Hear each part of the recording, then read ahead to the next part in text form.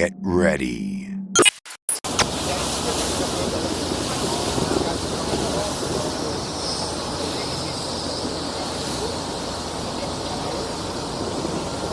Everywhere we go, everywhere we go, oh, oh, oh, everywhere we go, everywhere we go, the sunshine. Everywhere we go, everywhere we go, the sunshine. Everywhere we go, everywhere we go, we bring the sunshine. Sunshine, sunshine, sunshine.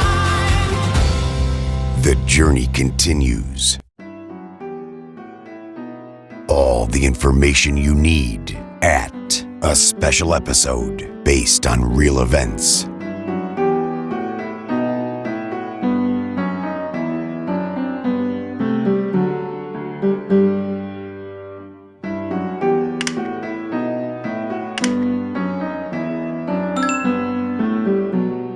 Sekolah di sini belajar apa segala macam dikasih uang saku. Jadi mereka tidak tidak harus kerja di Freeport gitu. Mereka boleh berwirausaha atau tidak kerja di perusahaan lain atau kontraktor. Freeport Indonesia juga berkontribusi untuk memajukan pendidikan masyarakat Papua. Salah satunya dengan membangun sebuah institut pertambangan untuk melatih putra dan putri asli Papua agar terampil menjadi pekerja tambang kelas dunia yang siap bersaing di dunia industri pertambangan.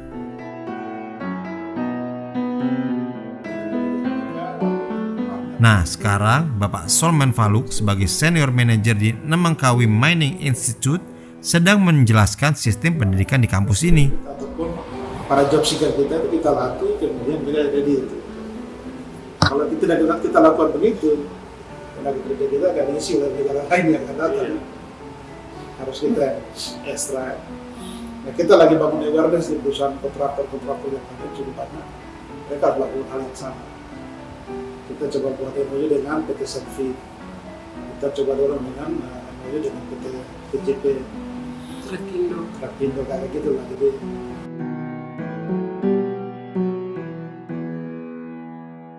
Kalau Freeport itu bangunnya sekolah tipe asrama gitu, boarding school. Biar nggak capek bolak-balik.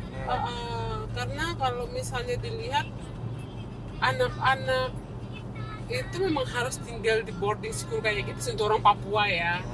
Kalau misalnya tinggal sama orang tua atau keluarga mereka ya Nggak mandiri dibiarin. nanti. Saya juga dulu boarding school soalnya.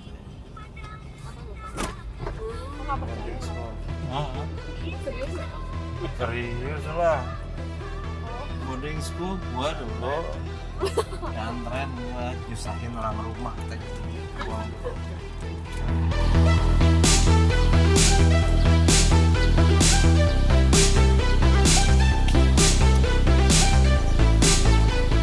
Kami juga mengunjungi Mimika Sport Center. Ini Sport Center baru. Belum diresmikan, akan segera diresmikan, yang udah dibangun oleh Freeport. Yang rencananya akan digunakan untuk event PON ke-20 tahun 2020. Namun sayang karena adanya wabah pandemi corona, akibatnya event PON ke-20 ini ditunda. Duh, corona.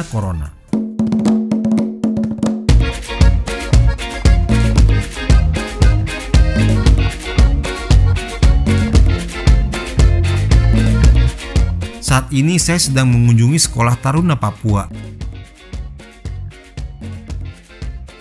Disediakan secara gratis untuk siswa TK hingga SD. Hal ini sebagai bentuk dukungan untuk pengembangan kecerdasan masyarakat Papua sejak dini. Lihat deh, anak-anaknya lucu banget kan? Pinter-pinter juga loh.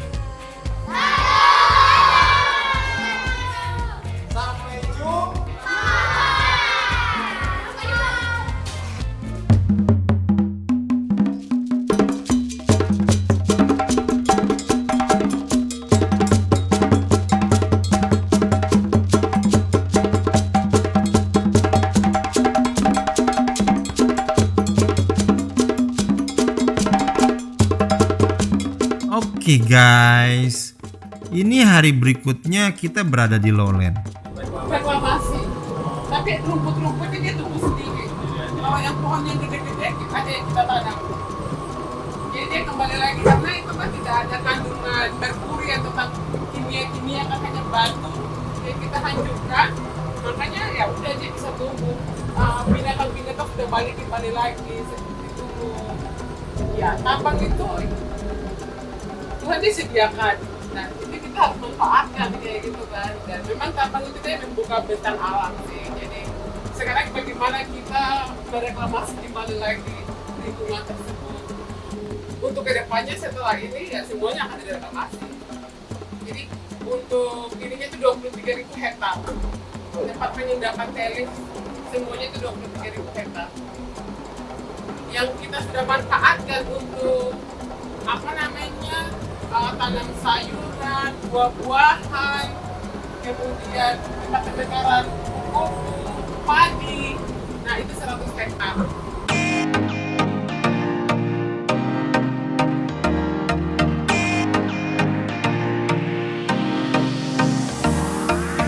Nah, sekarang saya sedang berada di tepi pantai menunggu bot yang akan menjemput kami menuju port side. Itu kapalnya guys, sudah ada nih bot yang mau jemput kita menuju port side.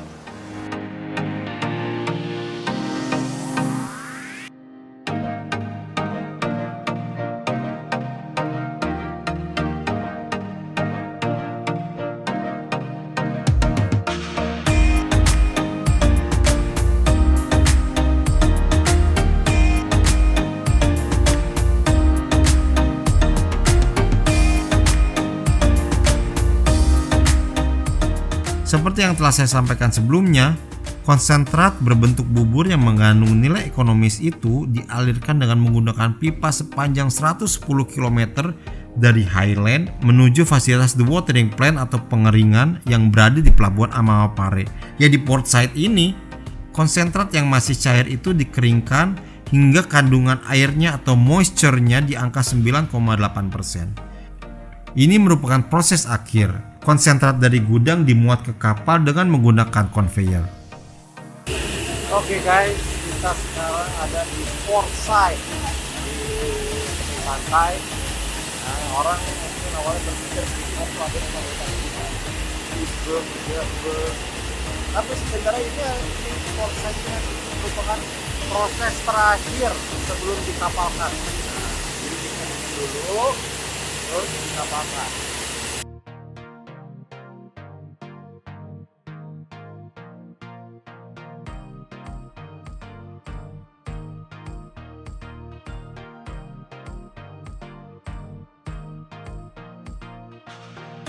Saya bersama Mas Anja sama teman-teman yang lain. Kita dengarkan nih, salah satu staf ganteng di port side sedang menjelaskan proses pasir konsentrat sebelum dikapalkan. Dari pengapalan ini itu ada beberapa proses sebelum konsentrat itu bisa masuk ke kapal.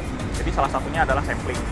Jadi sampling ini untuk menentukan kadar dan moisture. Dihitung disampling oleh tiga lembaga. Jadi satu internal kita ada, di lab kita ada, kemudian dari Sukovindo ada, dan dari Bea Cukai. Jadi pengawasan dari tiga lembaga ini cukup ketat. Kalau tiga-tiganya nggak oke, barang itu nggak bisa lewat. Nah, setelah tiga ini memberikan istilah oke gitu dari mereka oke, artinya barang itu bisa lewat.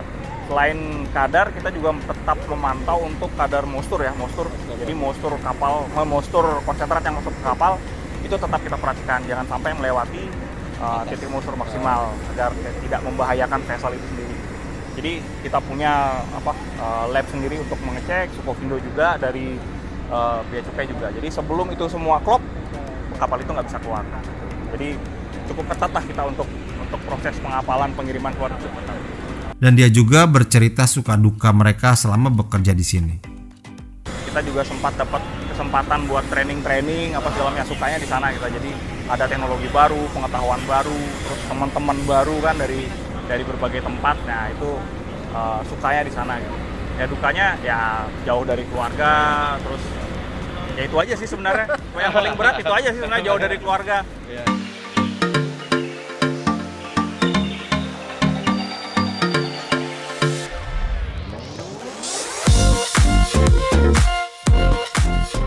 Saat ini saya berada di area Reclamation and Biodiversity.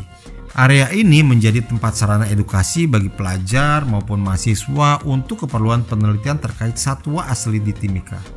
Ya, ini mahkota dewa nih. Yang mana? Ini yang merah-merah ini. Ini. Kalau di Jawa sana. Nah, di sini ada tanaman mahkota dewa yang terkenal itu loh. Tanaman ini merupakan tanaman obat endemik di Pulau Papua. Daging buahnya juga sama. Nggak bisa dimakan langsung, nggak bisa. Enggak, pahit banget.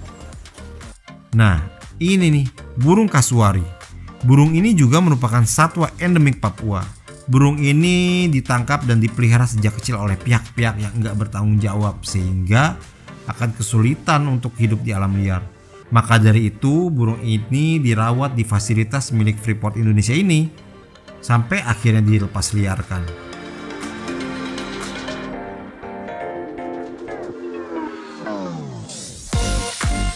Selain penangkaran, di sini juga ada taman kupu-kupu loh. Lucu ya, taman kupu-kupu. Taman ini menjadi tempat edukasi yang favorit bagi masyarakat Timika untuk mempelajari spesies kupu-kupu yang hidup di sekitar mereka.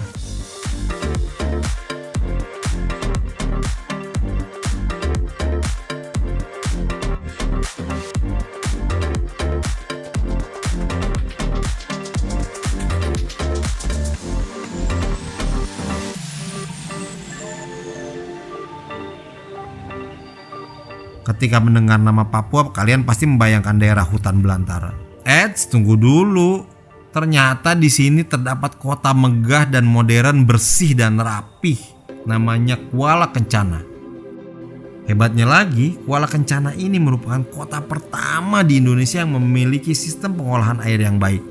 Sehingga air dari keran bisa langsung diminum. Udah berasa kayak di Eropa ya. Dan tentu saja kami pun menyempatkan diri untuk berfoto-foto di alun-alun Kuala Kencana yang memuat 4 perisai Kamoro dengan burung cendrawasih di atasnya.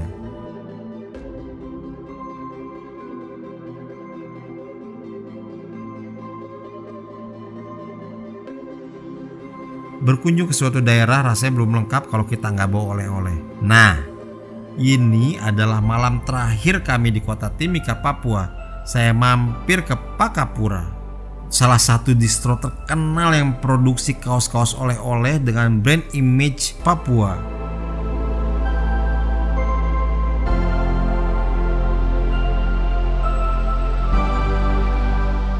Sekian perjalanan saya selama di Tembagapura dan Timika, Papua. See you guys. Thank you for watching.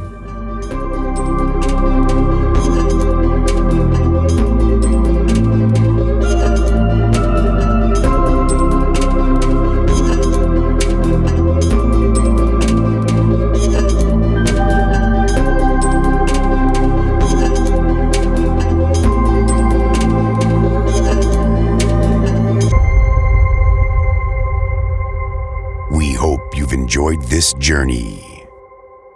Thank you.